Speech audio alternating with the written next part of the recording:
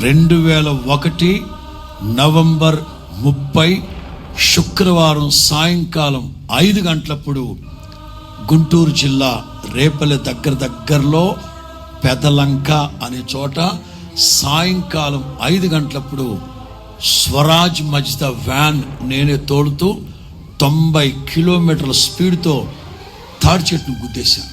సాయంకాలం సంధ్య చీకటి పడుతోంది. అరటి తోటల్లో పనిచేసుకునే వాళ్ళందరూ ఒక 50 మంది వచ్చి వ్యాన్ కుదిపి ఆ కుదిపి కుడికాల్లో ఉన్న మాంసం అంతా ఊడిపోయింది. ఈ రాడ్లు రేకులు కడుపులో గుచ్చుకొని కడుపంతా చీల్చేసింది.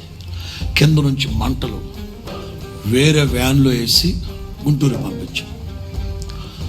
వెళుతున్నప్పుడు నాకు మడిమి దగ్గర డిస్లొకేట్ అయింది, ఈ మోకాల దగ్గర డిస్లొకేట్ అయింది, ఈ నడుము దగ్గర డిస్లొకేట్ అయింది. 3 చోట్ల.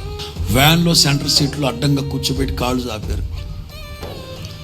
కళ్ళు తెరవడానికి లేదు. రక్తం గడ్డలుగా అతుక్కుపోయింది. అంతా మెడ విరిగిపోయింది.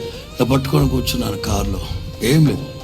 ఏసన్ గారి చెల్లి మేరెక్క ప్యాంట్ అంతా బట్టలన్నీ తీసేసింది. ప్యాంట్ కట్ చేసి తీసేసింది.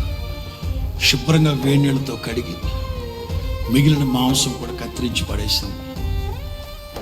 కొబ్బరి నూనె, ఆవిడ కన్నీళ్ళు.